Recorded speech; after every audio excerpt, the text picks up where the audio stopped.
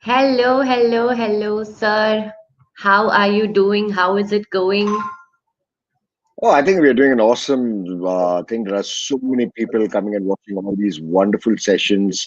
Superb, really, really good. So, on that note, Yes, I'm also so we are glad that having.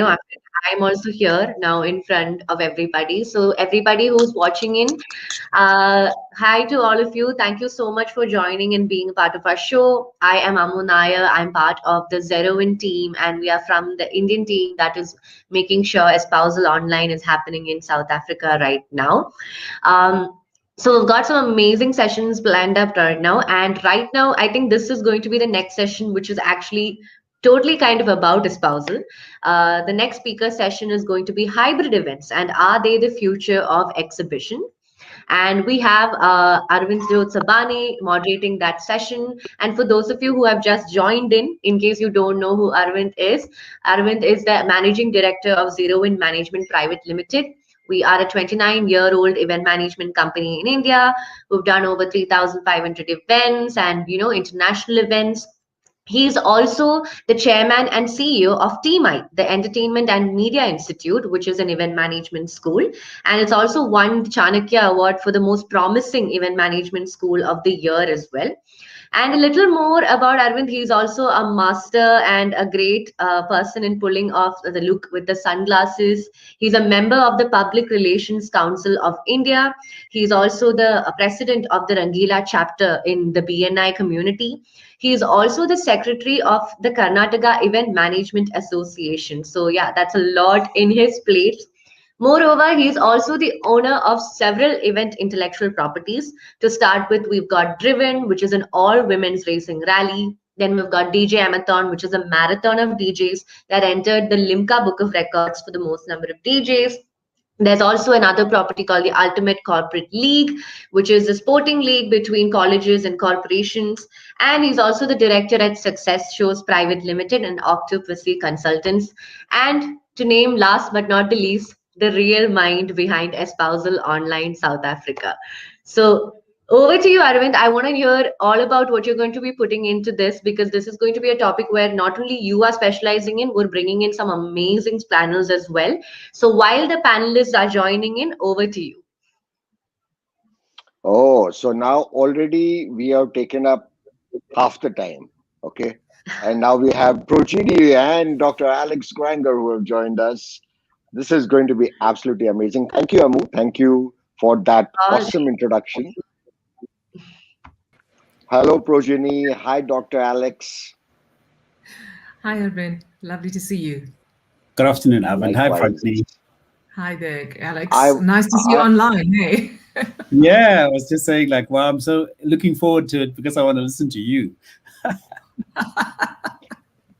We all want to listen to Projeni. I was kind of hyperventilating when she said she was not able to connect, and I said, "Hey, this has to happen." Yeah. So while we wait for the other panelists to join us, I think they are also having equal connectivity issues. Let's do a round of introductions and start with the lady. Projeni is going to tell us about herself, and we'll take it up from there. Sure. Thank you very much, Arvind. It's such a pleasure and such an honor to be on the Espousal platform this afternoon. So I'm Projeni Pather. I am the chairperson of AXO, which is the Association of African Exhibition Organizers in South Africa, based in South Africa, as well as the spokesperson for the South African Event Council. And before all of that, I started my own business in exhibition and event management in 2004, and that is exposure marketing. So I founded Exposure Marketing and have hosted many exhibitions over the past 17 years.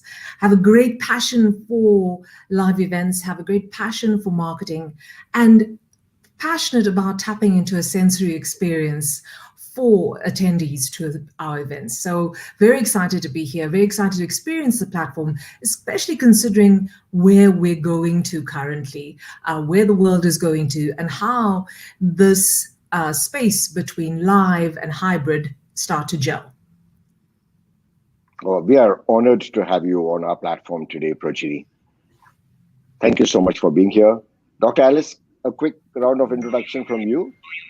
Great stuff. Thank you so much. My name is Alex Granger. I am a think shifter, global speaker. I run a business called The Possibility of You, as well as another business called Twice Blue, which is a human capital development company.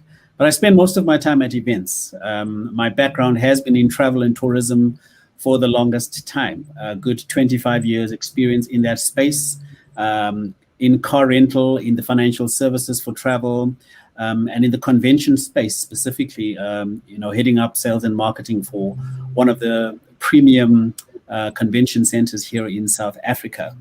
And so I've been intrinsically involved in eventing and in the exhibition space. And that's how I actually got to meet Projeni. And so very passionate about eventing. Obviously, myself as a speaker, always trying to reimagine how to make the experience for the delegates really top-notch. So that's me in a nutshell. I love to travel. And I'm a self-appointed Victoria Falls ambassador because they won't do it for me, but I'll just appoint myself. That's me. Wow. I mean, we are in some really large company over here with Dr. Alex, Travel Tourism, Projeni herself. I'm just waiting to hear from her. But I'm going to quickly get Amanda online, and she's doesn't need any introduction, 21 years or 25 years into the business. But over to you, Amanda, quick intro from you. Hi, Arvind. Thanks very much. I'm sorry I was late. I've got a few issues here with electricity. So I hope that I don't lose you all. So as you say, Arvind, I've been in the event industry for over 25 years. I've got a background in started television many years ago, property sales, public relations company, and then I founded Wedding Expo, which I ran for 18 years. And as a seasoned on-ground event organizer, I've had to go 3C, eat my words, and say how much I love this online platform. So I think it's the way of the future, and it's very, very exciting. So it's been a fun day. It's been a long day chatting to everybody, but it's been absolutely wonderful to connect with so many people around the world. It's just been amazing. Super. Thank you so much, Amanda. Thank you so much for so many things, but thank you for being here for now. Yeah.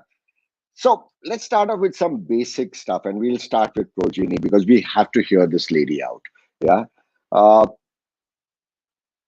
Let's tell the people who don't know what is a hybrid event. Alrighty. Well, I think the term hybrid became quite a hype with the onset of 2020 and the predicament that we all had ourselves in. I think it's obviously been around for a long time, but not in the existence of the eventing space. We always knew that technology was on the horizon, but there was no hurry to get there. We started seeing more uses of technology in our events in different ways, and both Amanda and Alex would agree with me, I'm sure. We've dabbled in it, but 2020 obviously just threw us into it. It's like being thrown into the tumble dryer and trying to find your way back out again. And there's so much to take in. So a hybrid event, basically, that is the new way of how events are going to be held. A hybrid event will be a combination of a live event and an online event. We know that our attendees have a little bit reticent to attend events as readily as they were before. There's a lot of fear. There's a lack of confidence in the industry as well, from both a business perspective as well as a consumer perspective. So there is going to be a hesitancy to attend events, and that is why having a hybrid part of an event, an online portion where attendees can go online and see exactly what somebody is experiencing physically at an event, gives them that opportunity to do it from the comfort of their offices or the comfort of their homes. So gels the two together. And obviously, as event organizers, we haven't done this many times before. So it's a huge learning curve for all of us, but it's important to embrace it. It really, really is important to embrace it. Or as an event organizer, as part of an industry that thrives on live events, you will get left behind if you do not understand that this is the way of the future. Absolutely. But I must say over here, Projeni, that at Zero in India, we have been doing the really small hybrid events for almost about 10 years. Yeah. The only difference now, earlier we would get 5,000 people on ground and maybe 50 people online. That equation got reversed. So that's what has happened. So therefore, more technology, more platform, more getting all of these things over there. But do add on, Dr. Alex, on your opinion. Yeah, I think Progeny has covered what it is. I mean, in its simplest term, it's a mix of this live and virtual space. But I think it's more than that.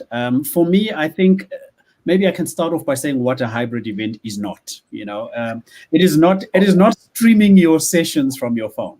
It's not sharing your screen. It's not playing a shareable video online. It's not putting your live audience before your online audience. For me, what a hybrid event is it's a seamless integration of technology to facilitate participation between a live and virtual audience.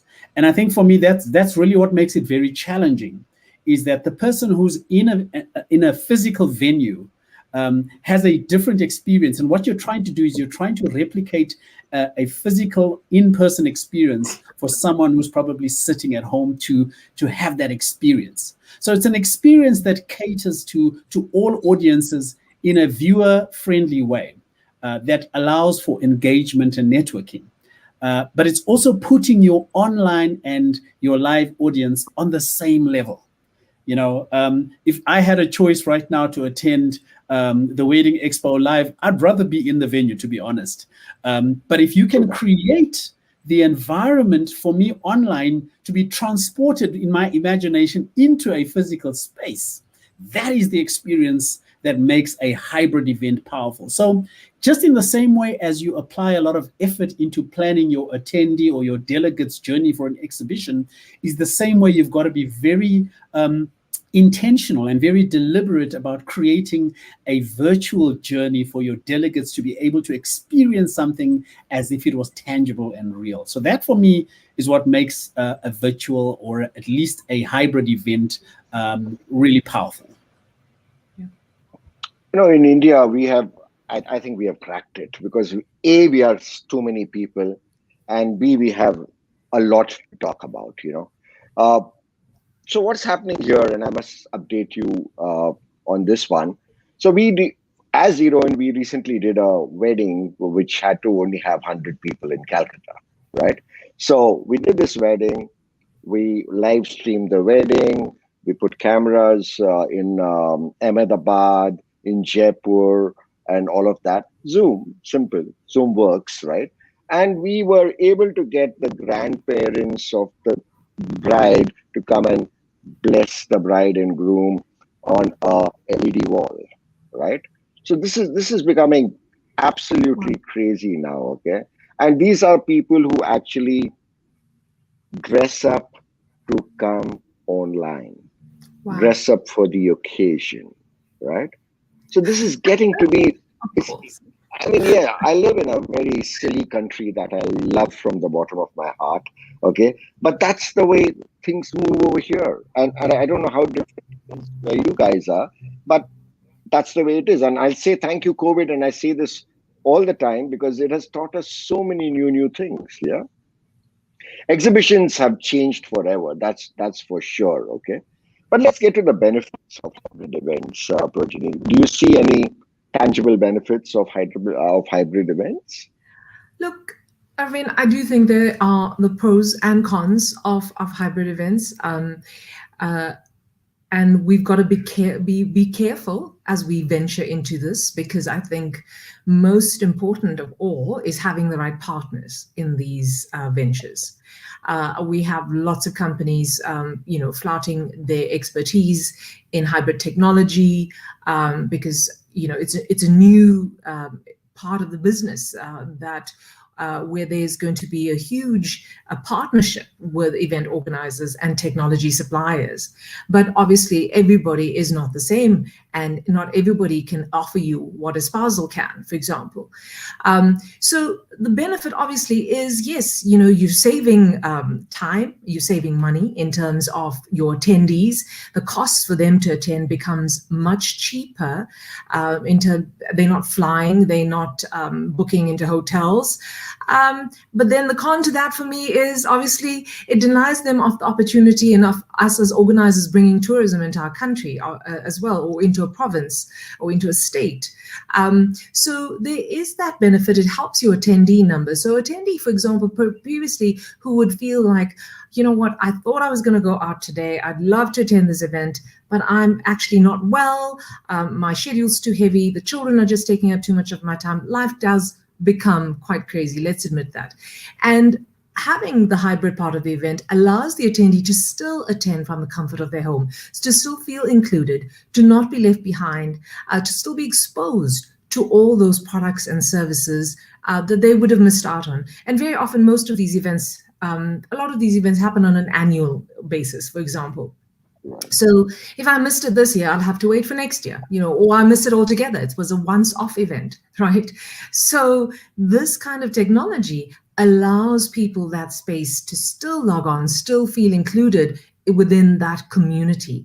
And obviously for businesses that get involved in this platform, it's a huge advantage to them because the collection of data is much easier than ever before, It is much easier from the get-go. It's much easier to track. It's easier for organizers to track. So the whole concept of how we measure success and how we measure return on investment, whether we are exhibitors or attendees or from an organizer's perspective, has to change and will change.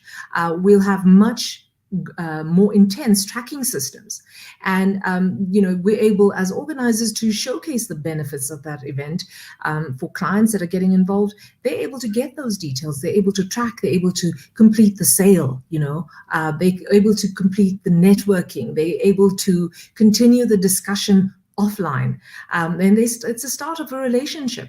So it definitely has great benefits. But like I say, I think that organizers need to do their homework. That is of utmost importance because I've seen hybrid events that can go wrong.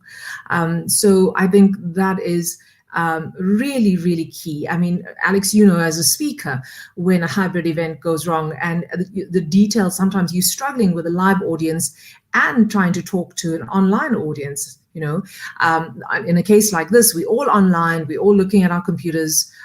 We don't have people in front of us. So it changes the way we behave and what we have to take into cognizance when we're doing these events as well. But once we master them, I think it could be of great benefit to speakers, to our attendees, to our clients, and to the hosts as well. Absolutely, absolutely. Projeni has actually given us all the benefits, all the pros of the hybrid events. Maybe, Alex, you want to tell us some of the cons? Well, Alex, it looks like you're going to be the naysayer here, Erica. You keep... I'm just about to disappoint Arvind because I want to add some stuff that Projeni has already spoken about. But let me quickly say one thing. So, I was invited recently to speak at a large IT company, and they did a hybrid event. So they had people, a very small amount. I think there was about 20 people in their office space, and then they had people connecting in from across the African landscape, from Nigeria and Ghana. And when I logged in, because I was also virtual, they decided that they're going to start the event by singing the national anthem of South Africa. But they asked everyone to unmute and sing along. Oh, God. So you obviously know, firstly, you're going to have not a good idea. Different keys, there's latency. Not a good idea. But it was just such stupid fun. People just sang over each other. It was okay. And then I was invited to their studio to actually present 2 weeks ago. And I remember the difficulty of speaking into a camera, not into my computer, and having people behind a camera in the same room and the distraction from a speaker point of view. Again, for people who are organizing, they need to be able to manage movement and distractions for speakers, for example. But I wanted to share some benefits, and just to add to what Projeni said, I think the biggest benefit has been increased attendance, because it's now available. You don't have to travel from Rwanda to South Africa. You couldn't do it before because you needed a visa, and you can't get a visa to South Africa. Now you can online. There's no cost of visa, cost of flight, cost of accommodation. The downside, as Projeni has alluded to partly, is that you miss out on the pre and post experience of being in a country. You attend an exhibition, and I know within South Africa, for example, South African tourism does a lot of pre and post things to try and incentivize people to stay on to see and maybe come back with their families on a holiday outside of a business exhibition. So that's the cons of this online thing. You don't get to online, you don't get to physically experience Table Mountain or the Midlands of KZN or wherever you are in the world. The other benefit is that you are now able to attract thought leaders from anywhere in the world because, again, they're very busy. It's difficult to get hold of them. Travel becomes a limiting factor because, it's time, and South Africa is a long haul flight. For getting someone from Canada, for example, could take a whole day for them to travel, and they lose out on income. So now it's an email, it's a conversation, and before you know it, they can come in for an hour. And for us as speakers, I've seen people posting on social media saying, right, today I'm in Washington. Not really, today I'm in Washington and later on I'm in India. And then tomorrow morning I'm in Australia. It's such a nice thing. So there's a bit of flamboyancy around the thought leadership. Then there's the networking benefit as well. And I think more of the event organizers are beginning to get a handle of how to integrate networking for those who are online and those who are in person, so that there's a cross-pollination of information and opportunities, and there's some synergy in terms of getting opportunities in business created. And then, of course, there's on-demand viewing, right? So some people would create an event and charge for it. And because it's premium, people are prepared to pay, but they know that they're not paying top dollar. So I see like Tony Robbins, for example, he's been doing his Unleash the Power Within online. And he's got a studio set up with all these hundreds of screens, and he can talk to individuals. It's amazing. Now that person would have had to pay the equivalent of 100,000 Rand to go and spend a week with Tony Robbins. Now he's probably spending maybe 30,000 Rand because he's saving on accommodation and flights and all those things. So there's a lot of benefits. But for me, I still think that on the ground experience is the real downside to this thing. And hopefully, we can navigate ourselves past this current crisis so that we can be together again. Yeah, nothing to beat touch and feel, that's for sure. And we are all from the same part of the world now on the same screen. The little handshake, the little hug. And these are so important things, I mean, yeah, to you too. So there you go. We do a lot of corporate online events, and 400. I did something for a company in Silicon Valley a couple of weeks ago. 8,000 people were there, right? The problem that we face is these guys will log in because they have to and log out when they have to. The engagement, how can we keep people engaged? Okay. But I'm going to quickly take Lawrence's question and we'll address that to Projeni. Is there any data to support the success of a virtual event? How good is the follow through in terms of actual sales? Good question. Projeni, you want to take that up? Sure, absolutely, a very good question. I think, previously when you went onto an exhibition, exhibitions were measured by their numbers. Particularly, the higher the numbers you got, the more value clients felt, and they felt that they had more leads, they would get more leads, which would lead to more sales that would be generated. And a big part of your rate card was to advertise your audited numbers. So that was a big thing. And at this point in time, no, we don't have lots of data. We have data starting to come in from other parts of the world where hybrid events are starting to be hosted. We've got lots of sister companies across the world with companies in South Africa, and we're getting lots of data in, and we will be sharing it as well. We will be doing a lot of case studies to measure it. But what has changed now in terms of the mindset of the exhibitor is previously you were measuring thousands of people. You wanted thousands of people to come through the door, and then you felt it was a worthwhile event to attend. But thousands of people doesn't mean quality of sale, quantity versus quality. So what a hybrid event is bringing you quality data. So the people that take the time and the effort to get online, to make those meetings, those people are qualified buyers. So there is a big difference. You've been to, all of you that have been to the Wedding Expo in South Africa, you get people that are really serious, and then you get the browsers, and you're not sure exactly where they're going to be. I hosted an exhibition, a baby exhibition. So after you all attend, have your weddings, you'll still follow through to, come and buy all the stuff for your babies. And again, we see that on the floor. You have the browsers, and you have people that come with a list of things that they need. And this is the benefit, another benefit of hybrid, being able to measure sales in a different way. And as exhibition organizers and as an association, we will start putting together documents and templates for you and case studies so that you can have new ways to measure your success at an event. Because if you're not measuring your success at an event, then you shouldn't be at one, right? Let's be honest.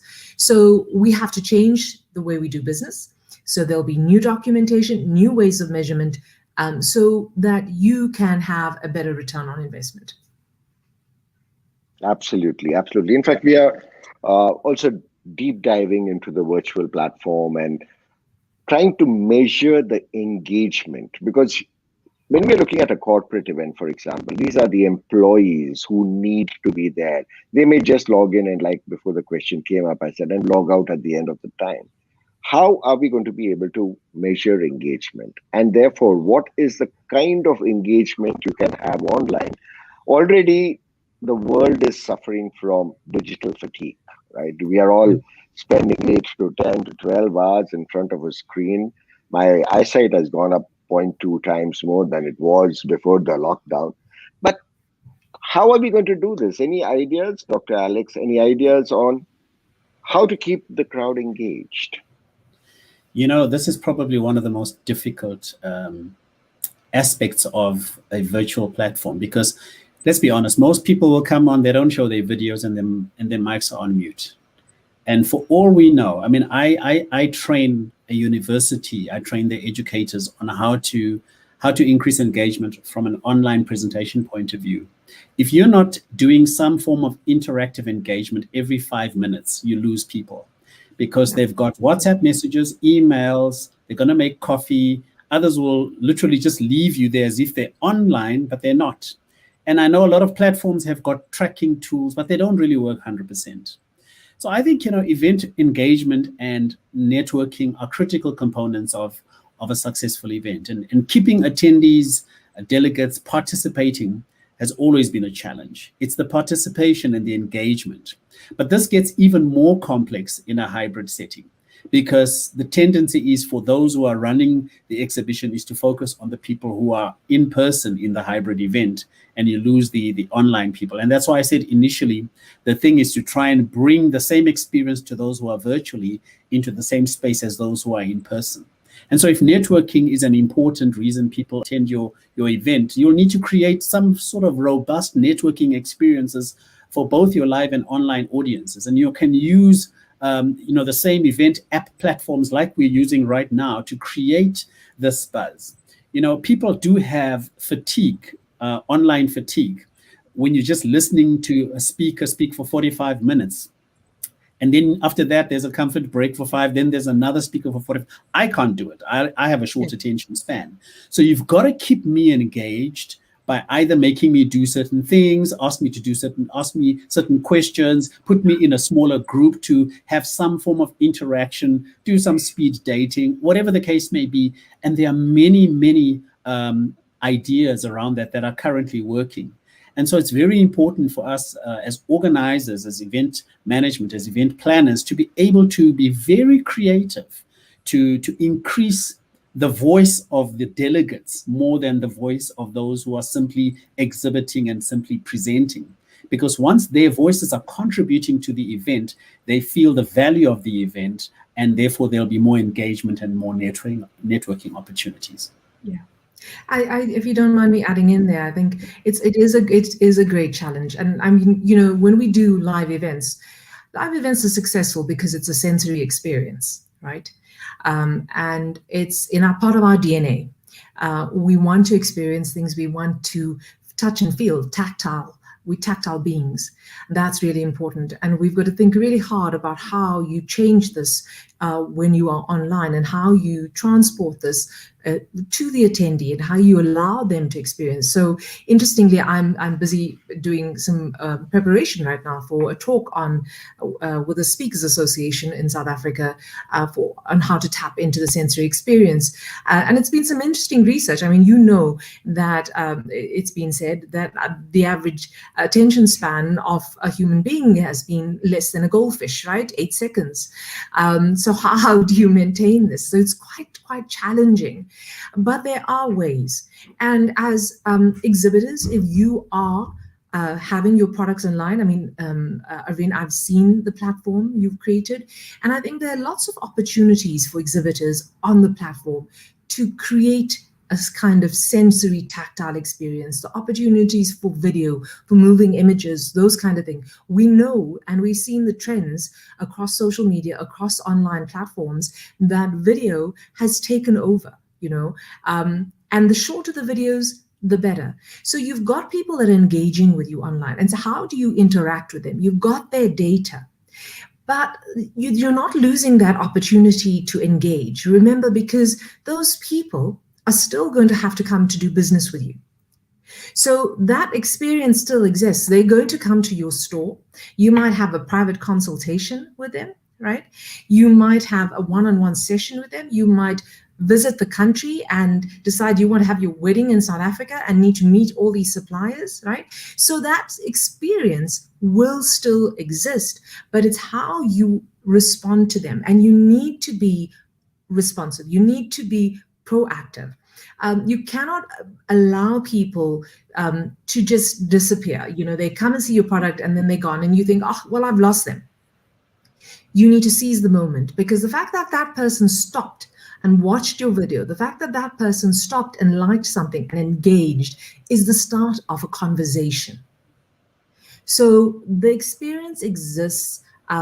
It is how you tap into it. And I think as we unfold, as the year unfolds, and as hybrid unfolds, there'll be lots of content out there, and there'll be lots of experiences that we will be able to share. And each time we go online into our hybrid events, no matter what our role is. Can I add to that? Sure. So, I mean, here's the deal. Engagement, as we know it, is more than just an audience responding to a poll, or participating in a Q&A, or being put in a small group, or doing the word cloud thing. Those are important aspects, but they're just part of the big picture. And to feel included, I feel that the online attendees, they want to interact even with each other, not just with those who are in person. They want to interact with each other, the presenters, they want to network, they want to participate in games, they want to post on social media walls, they want to do the same things they would do if they had traveled to the online event. And I wanted to share a case study that I did recently on the NBA, the National Basketball Association of America. Mm-hmm. And if you think about it from an exhibition point of view, the product that is on exhibition is the players, the guys who are actually playing the game. Now, last year, they were obviously affected by the COVID, right? Think about this. They were locked down, they couldn't play games. And then they introduced what is now called the NBA Orlando bubble around about August, because they needed the season to go on. And after 2.5 months of no games, people were saying, we want to watch, we want to see something. put it online. So what the NBA did, they partnered with Microsoft Teams to create a unique viewer experience of the game. Now, using Microsoft Teams' new Together mode, which I'm sure you've seen, what they did was they placed basketball fans courtside in a virtual experience during live games, literally transporting fans into a new world. So it wasn't just an MS Teams meeting. The technology they used is artificial intelligence. And what they did is they segment the face and the shoulders, and they place you together with people in virtual spaces. So this new Microsoft Teams mode combines 17-foot tall LED screens that wrapped around the basketball arenas. It puts fans back next to the players. Now, here's the interesting things. Fans were able to react in real time. The players were able to see and hear those reactions. These virtual stands included more than 300 fans using this Together mode to sit side by side with each other and interact with each other as if they were really. You see, this is for me the experience and the sensory thing you're talking about, Projeni. If there ever was a good case study for exhibition, the NBA is probably a good example. So the fans, I mean, the guys who are playing the game are not playing in silence. They can hear their fans screaming, LeBron, yay! And someone next to him saying, shut up, you. And that for me is the experience you create. That's amazing. Super. Fantastic. Oh. This is like great stuff. Unfortunately, we are running out of time. Unfortunately, but no problem. Quickly, I'm going to just add on to what you said is our largest challenge at Espousal when we did it for the India audience and now and going forward has been and is going to be how to keep the people at the platform. So what we have done is that we have ensured that no click within the platform takes you outside the platform. Okay, so that is one of the things. And then we put up a little photo booth. And now we are coming up with some VR games to be added onto the platform so that we have a little room where people can go and play a game or two. And so there's a lot of stuff that all of us need to think about. And this engagement and coming up with an engagement matrix is, I think, extremely, extremely important. But on that note, I am thankful for the two of you to be here with me today. This has been an awesome experience for me. I've learned so much, and I'm sure all these people out there are learning too. Thank you for your time. Absolute pleasure. Thank you, Arvind.